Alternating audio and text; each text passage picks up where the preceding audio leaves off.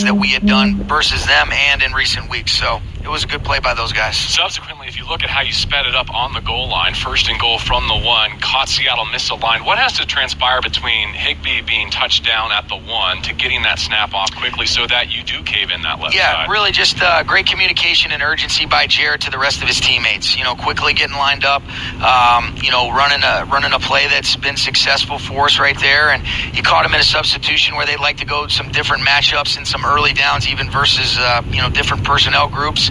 Caught him with 10 guys on the field, and they didn't really get their front structure closed the right way, and ultimately Big Wit ended up caving it in, and it was a great run by Malcolm, and nice job being able to punch it in. Because they have 3rd and 9 personnel on the field. Correct. From out beyond the high red zone, and all of a sudden you're asking them to defend goal line. Absolutely, and really, we kept the same personnel on the field, because obviously if you had changed personnel, then the refs stand over the ball and you give them an opportunity to match. But that was a situation where sometimes a lot of these teams, when you're looking across the field, you see how quickly are they subbing, are they trying to get subs in on those quick changes, and you see some of these teams around the league. Aaron Rodgers and Brady have done as good a job as anybody, being able to make people pay, whether it's having too many or not enough. And that was a situation where it worked out in our favor to be able to just be aggressive and punch it in right there instead of having to wait and let them get set up. It's funny, I love saying old man Witt, but he doesn't look like old man Witt. He looks like a bouncer at a club, He did. I got a good laugh at a couple plays down the stretch. He was having some fun last night. I saw him flex on some people too. So, it was on one of our jet sweeps. The second one to Robert Woods. You got to go back and watch Big 7-7 with the Hulk Hogan flex. No. Oh yeah, it was great, man. He was enjoying himself. So he was having fun. Coach Mcvay Show is presented by In-N-Out. That's what a hamburger is all about. Rams coming off a win in Week 14, now going on the road to take on the Dallas Cowboys. Well, Jared Goff certainly seems to be playing with some swagger these last couple of weeks. What do you attribute that to? I'm sure he's gone to work behind the scenes, the cohesion of the offensive line playing in his favor, getting healthy at your skill positions. What do you see? I think all of it. I think, football is a great team sport, but ultimately I think he's been able to get into a rhythm early in games, making some third down conversions, making some nice plays on the early downs, whether it be through the screen game or some of our movements where we're changing that launch point. But I just think he's gotten a good, comfortable rhythm, and he's throwing the ball with accuracy, anticipation. I think he's playing faster, but anytime that you see him play as well as he has, it's also a reflection of the other 10 around him. And we talk about that all the time. And then I think what last night demonstrated, that's one of the things that you love the most, is inevitably there's going to be some things that always don't go our way. And for him to have a couple of those plays that are not exclusively on him, there's some different reasons for some things that ended up occurring where we turned it over those 2 times. To then be able to respond, regather yourself. We had a couple good drives, really, where we ended up missing that field goal. But then you also look at the 95-yard drive. I thought his play to Higbee, for 30-plus on the second down when we were backed up, really got us going. And then, he just was he was great throughout the night. And really, even in some of those moments where it wasn't as smooth as it was really throughout the whole first half, he remained even-keeled, which is as big as anything. Just a little more love for the bigs up front. And this is just my eyes. I thought this group played better against that group than your first group up there, if that makes any sense. No doubt. And they had Jaron Reed this time. Correct. Yeah. And he's a really good football player, and I think when you look at this defense too, DeMarco, especially over the last few weeks, they have really done a great job applying pressure on some of these other offenses they've faced by hitting home, whether it be rushing 4 or 5 guys. You've seen Clowney, Anza was out last night, but Clowney's made a big impression over the last couple weeks. You mentioned it. Jaron Reed's a really good football player. They've got some guys that they can really do some damage, and I thought we played well. I thought we ran the football. I thought we were physical last night, and I thought that showed up really throughout the whole game. Tell me something. Greg Gaines and Poona Ford, same body type. Am I right? Very similar. They could be brothers, right?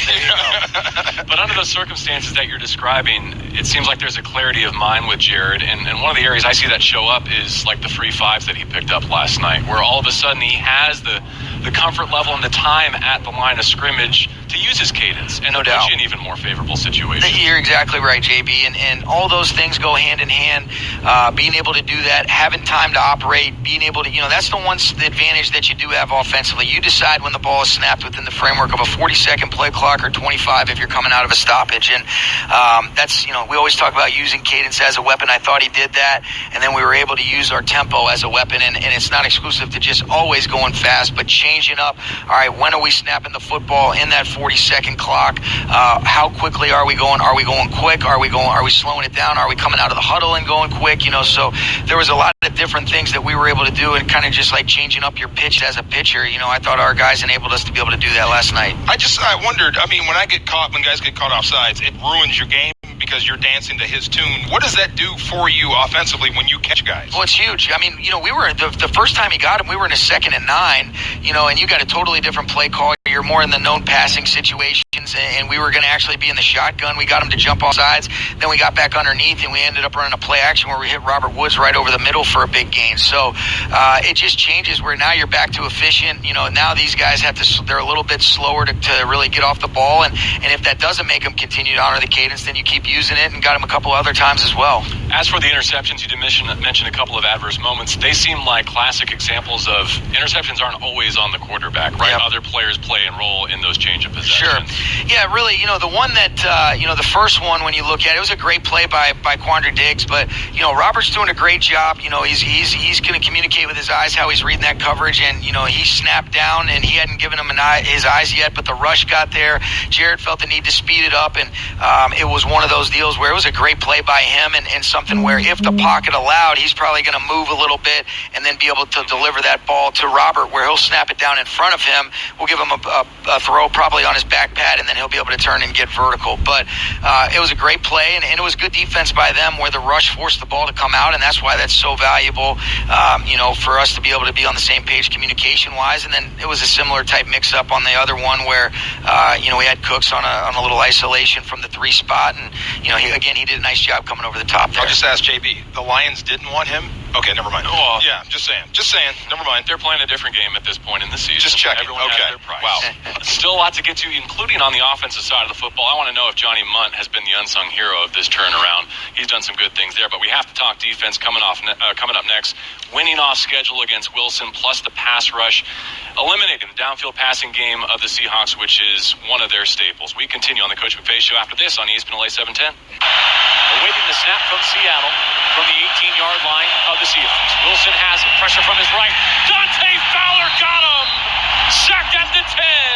Some heat around the right side. Aaron Donald helps him clean up. Fowler takes a bow. Falls backward in celebration. He's got 2 tonight and a career high on the season. All right, we continue with the Coach McVay Show, live from Thousand Oaks with DeMarco Farr and JB Long, and the head coach of your Rams, Sean McVay. As a play caller, if you had to face your pass rush right now, your Rams defense, what would concern you? Well, really all of our guys. I mean, you look at what a presence Aaron is, what he's consistently done, and then now you add in the fact that these other guys are playing at a high level. You hear Dante right there, who's been so consistent throughout this year. Clay Matthews has had a great year. I think Michael Brockers is playing really good football. It just goes to show you. I mean, when you want to be able to rush Corey Littleton, you can do that. You saw we brought Weddle a little bit last night, Taylor Rapp. I mean, you got a lot of different guys that have some skill sets. I mean, we're bringing some corners, based on some different things, last night and the last couple weeks as well. So everybody can blitz, everybody can go forward. I think we've been able to mix up some of our coverage principles, but there's a lot of things that would concern me, especially the way that we're playing, and I'm glad that we don't have to do that. There was one Samson Ebukam sack, and it was the first time that I can remember that the Rams got a sack when Aaron Donald was active and not on the field. You know what I mean? Yeah, that's a good point. I'd be interested to look and see what that what that ended up looking like. But in terms of what that number would be, what is the percentage of sacks that have occurred with Aaron not actually on the grass? But Samson, another big game for him last night as well. Getting a couple sacks, and I was really impressed with just his ability to come in, spell some of our other guys, and he's been a big time contributor. But really as a whole, our defense was outstanding, and I think it was a real result of all 3 levels being connected and being on the same page. The book on Russell Wilson is that the play doesn't start until it breaks down, and you got a first-hand taste of that back in Week 5 with one of his best games. How did you limit those off-schedule opportunities for him and the Seahawks last night? Well, I think our guys did a great job keeping their rush integrity. We had a rush plan designed to be able to try to do that. He still ended up making a couple plays, but I thought our ability to stay connected on some of those coverage principles when he did break contain, and just that relentless pursuit. It's about all 11. Just flying to the football, understanding how dangerous Russell is. That those plays are never really over, and I just thought our urgency, one snap at a time, from one snap to the next, consistently throughout the game, really showed up. And the other thing that you talk about with this team is they run the football so efficiently. I mean, you look at a great defense like Minnesota. They ran for 200 yards over 200 on them last week, and obviously you hate to see anybody get injured. Didn't like to see that for Penny going down earlier on the screen, but Chris Carson's been an outstanding back for them, and I thought we did a good job, really, with the exception of the 3rd down and 1 where we were in a front structure that we wanted to be different than that. We limited them for the most part, other than that 13-yard run. Yeah, they got some monsters. I walked up the tunnel with behind DK Metcalf. He's a big boy, isn't he? Good Lord. Yeah. Where did they find that? But Troy Hill accepting the challenge, number one, being the backup to start the year, and then being the starter, and then being opposite Jalen Ramsey, which means you're getting a lot of work, but he has come up big. He did great. I was really impressed, and I thought Troy, had a handful of plays. You look at the double move, they tried to hit Lockett on down the sideline, and then you look at the one later on in the game where he goes up and high points it for the pick, came up and made some tackles. I thought it was one of Troy's most complete performances, and now the challenge is, hey, let's stack another great performance against what we know is going to be a very, very formidable opponent in the Cowboys, and all the problems that they present offensively with their personnel and the scheme. Talking some defense here with Sean McVay, DeMarco Farr, JB Long with you. This edition of the Coach McVay Show, live from the Rams facility. In your sub packages, even in your base packages, it's interesting to see the roles being subdivided at this stage of the season. And what I mean by that is we've introduced Traven Howard in recent weeks. Troy Reeder still has his spots. Marquis Christian. It seems like there are very tailored, specific roles for maybe role players in your defense, as opposed to the big ones we see on every day. I think it's been great because, and it's specific to the week. It's not something that is so, similar and consistent from week to week that you can just get a beat on it from an offensive standpoint either. I think our coaching staff has done a great job of figuring out, all right, we get 46 guys active. Usually you got anywhere between 22 and 23 of those players on the defensive side of the ball. Some of them are core teams players, and really just figuring out how can we get the most out of every single guy based on how we want to try to defend the opposing schemes or the opposing team's scheme and their personnel. Yeah, just listening to the guys talk. I mean, after the game, trying to figure out, hey, did they get over 100 on us? I mean, it's personal with them to go out and stop the run so you can rush the passer. Absolutely. And they understand, what it takes, to be able to try to say, all right, how can we win this game as a team? What are some of those key points of emphasis? What are the things that will get us beat if we don't do this?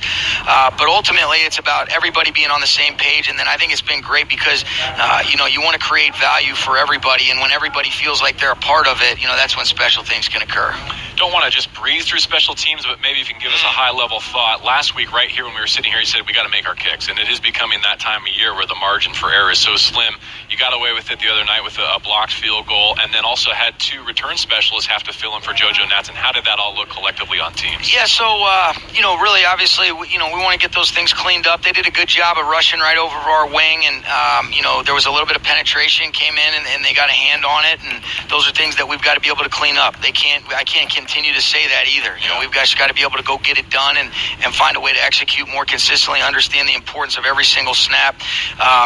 Simba was limited. I thought he fielded the ball clean. He had a couple opportunities. One where he got vertical on the left sideline, towards our bench, and then the other where they did a good job covering and tackling him pretty quickly. And then, the one return earlier in the game, Darryl sure showed why he is a powerful guy that can do some different things with the ball in his hands. And then he had one later on in the game where they kind of squibbed it, and he got vertical for a couple yards. But he is powerful, man, and it's exciting. And I'm really looking forward to just continuing to see him grow, whether that be as a kick returner or when the ball's in his hands on offense. That's a high-speed collision with like a moving fire hydrant if you have to catch it. He's a load. He's sturdy, and I thought his ball security was good. So there were some positives, but always things that, whether it be offense, defense, or special teams that we can certainly improve on. Was the block through the inside of the wing That spot. It was. That's always that spot. Why is it always there where all blocks come through? I don't know. It's crazy. I mean, that's where you attack, and that's where they got. Well, something you can fix, though, right? It is very fixable. It better be, right? I mean, no one got run over, you know? We got to be better. We Okay, that's it. When we continue with the Coach Mcvay Show, would you like to hear Maurice Jones-Drew's I would reply to our conversation last week on this show? If by reply you mean, understanding how wrong he was? All-out surrender? No. We'll hear from Maurice and let you react as we continue. The Coach Mcvay Show, Week 15 edition on ESPN LA 710. First and goal from the 7. Left hash into the enclosed end of the Coliseum. Jared Goff under center. Looking to build on a 21-9 lead. He gives to Gurley. He tries the left side to the perimeter. A vicious stiff arm, and he goes in on his feet. Touchdown, Todd Gurley. Touchdown, LA. With 11:07 to go in regulation, it's out to 27-9. And for Gurley, it's his 12th touchdown in 9 games against the Seahawks. All right, Todd Gurley runs it in to help cement a victory in Week 14 under the Sunday Night Lights against the Seahawks. DeMarco Farr, JB Long, and Sean McVay with you tonight. Before we get to the business at hand, which is the back and forth with Maurice Jones-Drew, how about that stiff arm, right? I mean, that deserves its own segment. It was big time. I didn't realize what a great stiff arm it was because my angle, it kind of, he kind of had blocked me to be able to see what a great play that was on Flowers, who's a tough physical corner that'll come up and tackle. But he found a way, and he certainly has a great sense once you get really inside those 10s. That's why he scored as much as anybody over the last couple years. Turned him like a saloon door. Yes. I mean, absolutely. Nice. Yeah, absolutely. Yeah. I've heard the stiff arm called a hamburger. That was a double cheeseburger. No doubt. I mean, gosh, just physical, violent, get in the end zone. That's a message. That was a great way, and that kind of represented an opportunity to really cap that game off. And I thought, that being the cap off to a 95-yard drive to really go up a couple possessions, I thought that was huge. But if DeMarco and I could have made eye contact in that moment, we would have thought to ourselves, Maurice Jones-Drew couldn't have turned that corner. No, I think he would have hit him in the knee with the stiff arm. Yeah. So that takes us back to our conversation from a week ago. And a little back and forth between MJD and Sean McVay. We posed your comment, Coach, to him on Rams All Access, and this was his reply. Again, I think he's exactly right. I think the way they run some things, it's a little bit different. I was so used to running inside zones, or what he calls tight zones, away from that box safety, so that we would always account for the strong side guy, and we'd always be blocking to him. And then they'd leave the backside guy who's 4 or 5 yards off the ball to me. The reason I say you leave him to me is because he's not shooting down the line. He's literally like shuffling, playing like I think the backside support. No question. That was you and McVay. Wasn't that Sean's contention? Is that if they left that guy unblocked, he'd be in Yeah. Have you ever been trapped in the backfield by a safety on the goal line? I've been on the goal line's different, but even with on the goal line, like I could show you tape of me being one-on-one with a guy and making a miss or dealing with just running through him. That's what I'm saying. Have you ever lost that battle? I think that's what he's talking about. I lost it one time, and it was my boy Antoine Bethea who caught me. He just hit me low. Yeah. But even then, like I should have won that matchup because he hit me on the 1 yard line, and he just caught me at like the right angle where I couldn't drive my feet and reach over the top of him. Right. But there's some times, and I get it because they run certain plays, and I don't want to dive into the kind of the plays they run. But when you bring that guy in a ton, you're pretty much saying 90% of the time, 99% of the time, we're running the ball downhill at you, and then it's inviting a 9-on-7 type of mentality, right? Run first mentality.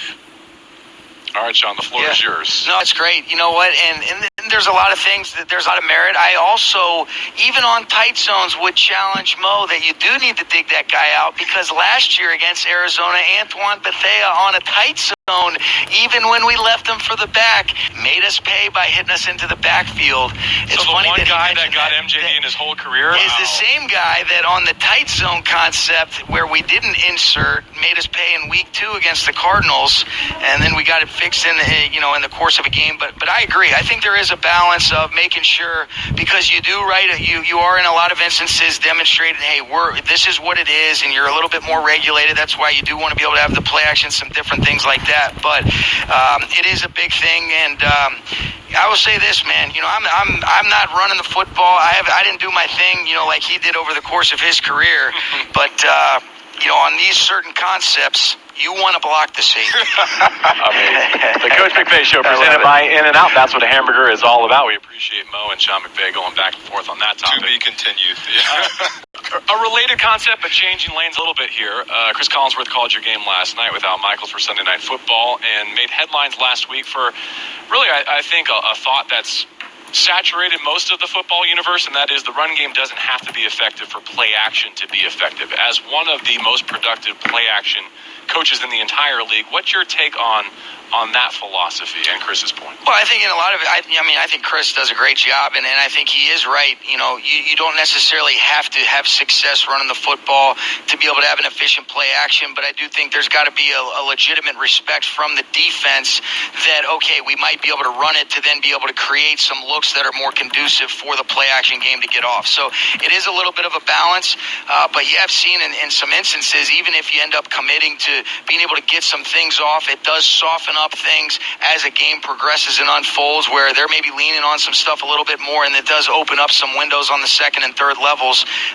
So it all is kind of just, all right, it's an individual, let's talk about how this play is affected by that, but I do think in a lot of scenarios what he's saying is right. I think I might have added when he said it doesn't have to be effective early, but if you're not effective running the football, I'm going to pay it less attention, and then I'm going to jump on your play action later on. Yeah, as a defense. And no question about it. And you got to be able to, anytime that you look at these good offenses across the league, usually what you're going to say is consistent amongst all of them is they have the ability to do either or. And if you can only do one or the other, that one dimension eventually ends up catching up to you. And you better be able to do both of them. And in a lot of those looks, you got to say, okay, if we are saying we're totally committed from a defensive standpoint to stopping the run, committing an extra defender down, well, now that creates some better things for you on the perimeter, on the second and third levels, to be able to throw some of your play actions, and that's where you have to be efficient there. And then vice versa, if they're going to play, the pass to the run, you got to be able to run the football. Another topic that came from last week's show, a fan observed watching the TV copy of last night's game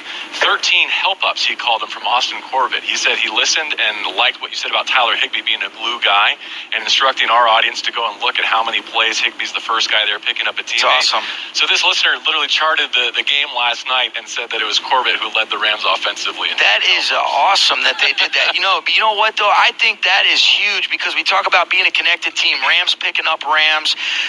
When you see that, there's just an energy. I think it's as important as anything, picking guys up and showing, hey, I got your back, I'm with you. And we talk about it all the time. You see a lot better than you hear. You can talk about it, but 13, that's great. I'm going to have to, you know what? That's a you good can check stat. with Larry and see if he can back that up on your internal film. I might have to look at that. That is a great stat to be able to say, to reward guys for.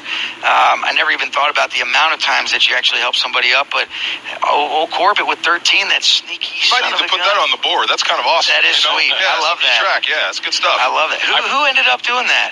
It's one of those handles that I would have to show you. It's not easy to read out, but if you want to get on your burner and give him a shout out, you can after No the burners. show. No burners. I only look at stuff when it's going to be friendly. I don't like having my feelings hurt. Last thing before we get to the Cowboys in our final segment, I promised I wouldn't leave tonight without getting Johnny Munt's name into the show. Yeah. What role has he played in kind of helping your offense break this ice? He's been big time. To see the way guys get excited for him having success, watching the way that he's able to create removal. He's been physical. He's been violent at the point of attack, blocking some really big-time players. You look at, who's at the point of attack on both those jet sweeps that Robert Woods had in that big drive. It's Johnny Munt leading the way, whether it be stretching an edge player, and then watch what he does to Green at the defensive end when we were running away from a fire zone. That stuff gets you excited. The players love it, and Johnny's been great. Really been pleased with him. And again, I think, Wes Phillips' job with the tight ends has really been big for us. Time to turn our attention to the Dallas Cowboys. In Week 15 trip to the Metroplex, the Rams mauled the Cowboys at the Coliseum in the playoffs last year with their running game. Can they do it again here in 2019? You're listening to the Coach Mcvay Show on ESPN LA 710. All right, it's been a great night here in Thousand Oaks. Looking forward to going back on the road and to Dallas to take on the division-leading Cowboys in the East. Sean, I've thought about this at a few different junctures, including in the postseason last year as you prepared to face the Cowboys. Would the Rams be where they are today with as many wins, as many accomplishments, if you don't complete that Week 4 comeback in 2017? Like, that felt like a critical milestone along the way. What do you think in terms of the Rams turnaround? I think that was a huge game for us, especially, our first year together, to be able to, go through what we did where you come out, you beat the Colts, then you end up having a tough loss against the Redskins, a good back and forth battle on Thursday night against the 49ers to be able to get to 2-1, but then to be able to go on the road with what they had done the previous year. I want to say that they were 7-1 the previous year at home. They were, they had a first round bye and, great football team. And I think that did a lot for our confidence to be able to play as a team. You look at Zerline hitting a bunch of field goals and defense getting the stop in a 2-minute situation. Gurley, the notorious play where he catches the seam and goes for 57. So there was a lot of big time plays. And that was certainly, I think, a turning point where there was a switch on that guys, really had that tangible evidence to be able to say, man, yeah, I think we got a chance to be okay. Help me out here, Coach. Will you tell people to not sleep on the Cowboys? They look at their record and say, okay, should win. But look at where they are in the stats. They're everywhere in the top 10. Yeah, and I think this year especially, you talk about the parity in the league and week to week, but this is a very, very good football team. This is a team that won their division last year, won a playoff game. You have a tendency to think that was a back and forth battle that we had with them in the playoffs. So I know this, we're not going to take them lightly at all. We have a lot of respect for Coach Garrett, their staff, their players, their ability, and we know that we've got to be at our best. This is one of those deals. We talk about competitive greatness, being your best when your best is required. It's going to take competitive greatness on our part to go get this thing done this week. I was thinking as talented a pass rush maybe as you've contended with since about Pittsburgh, perhaps? Great pass rush. DeMarcus Lawrence has been doing his thing, and then, man, wow. Why did we get rid of Robert Quinn again? Great question. Just kidding. He looks awesome, man. And it's been impressive just watching him. Rod Marinelli does such a great job with those guys up front. They play hard. They play fast and physical. They've got a good rotation of guys. But, he certainly jumps off the screen at you. And DeMarcus Lawrence has been doing his thing for a while. And it's fun to go down there. Dallas, big screen. Great atmosphere. Yeah. Not bad. It is fun. Get your big mug on that screen. Come on. Smile once. Yeah, if my mug's on the screen, that means that it's not for a good thing, man. It's at Dallas, so. And speaking of a road trip, I just had to put this out there as a preventative measure. Did you see what happened with the Chiefs leaving an equipment container behind them and almost having to forfeit in New England? I did see that. I asked our equipment manager, Brendan Berger, today, what would he do if that happened? And something along the lines of a brown stain in his pants, probably. There's equipment in Newark and the game's in Foxborough. No doubt. Let's hope we can all get to Dallas safely and easily. Sean, thanks for your thoughts tonight. An enjoyable show. Congratulations on a win at the Coliseum. DeMarco, we'll see you down the road and in Dallas. Coming up next here on ESPN LA 710, it's Lakers Talk with Alan Sleeper.